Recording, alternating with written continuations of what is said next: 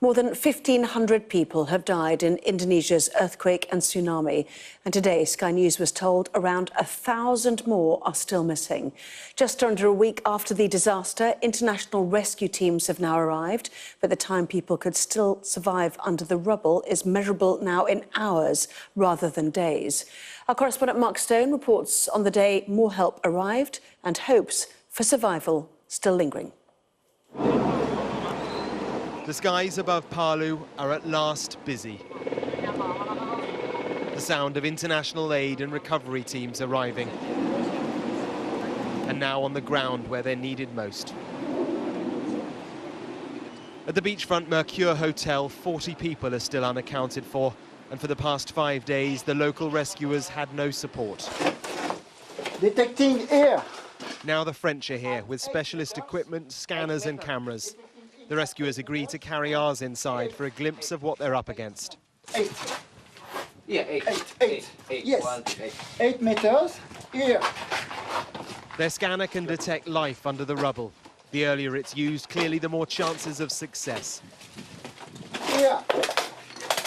6 meters. But even now, within just a few hours of being here, the scanner has picked up possible signs of life. Here. 4 meters. Do you think there is a chance there could be people still alive in there? Pour le moment, notre scanner a marqué un emplacement pour une victime, simplement en marquant le mouvement de la ventilation et du cœur. On a fait 4 repères comme ça et on va faire une opération de carottage. On va percer en fait la dalle de béton pour passer une caméra et vérifier. As they prepare the camera, they demonstrate that this is slow, meticulous work. And they won't know for sure if a survivor is there, perhaps for some time. Still, none of this was possible until now.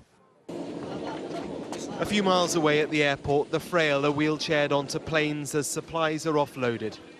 Some of the injured are still waiting at the terminal for flights out.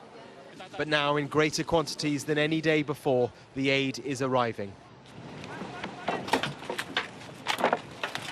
Of course, for some, many, it is support of an entirely different kind that's needed.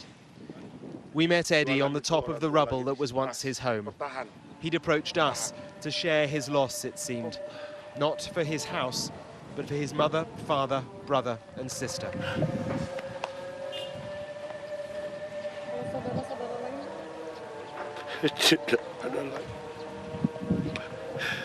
Satu keluarga.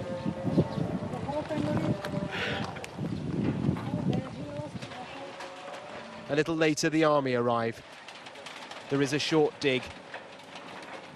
Then the signal from a soldier, a body has been found.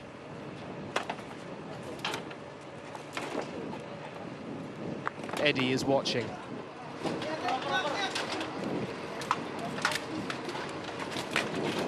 In all, 4 are recovered.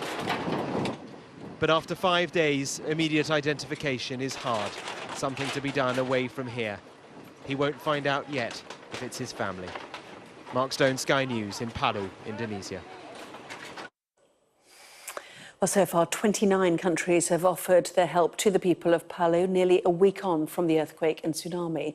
Let's take a look then at some of those countries involved. And the UK has contributed £3 million worth of aid to Indonesia. It includes 1,300 shelter kits, 2,300 water purifiers and 1,000 solar lanterns.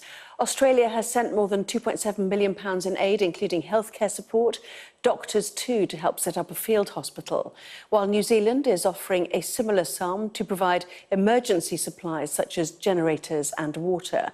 Even tech companies Apple and Google have got involved, with their chief executives each pledging $1 million or £770,000. Well, there are many thousands of people who could benefit from that aid, some of whom are still searching for their relatives.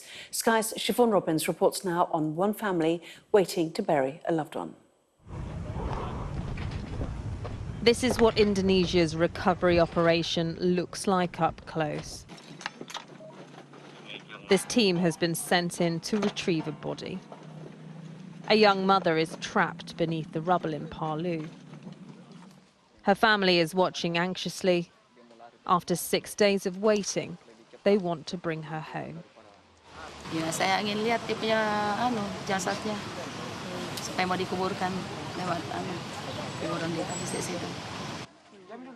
A coffin is brought to the edge of the wreckage. A priest watches on. Ya. This 3-year-old boy is too young to understand that his mother is gone. His grandmother too angry to mourn. Cuma yang saya sayangkan ini dari pihak-pihak ini ada keterlambatan. Jadi saya pikir siapa tahu anak saya masih bisa ditolong. The damage caused to this office block by Friday's earthquake is catastrophic.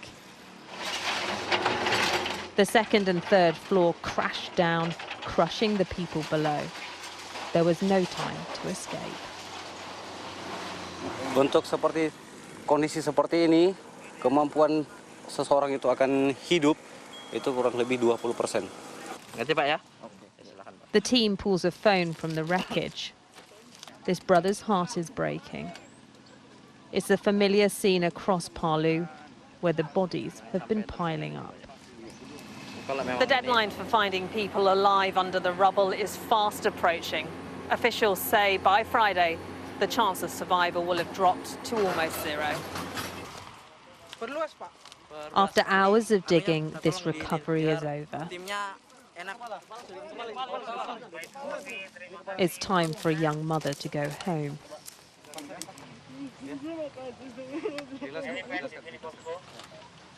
Grief has taken a hold on this city, where more than 1,000 are dead.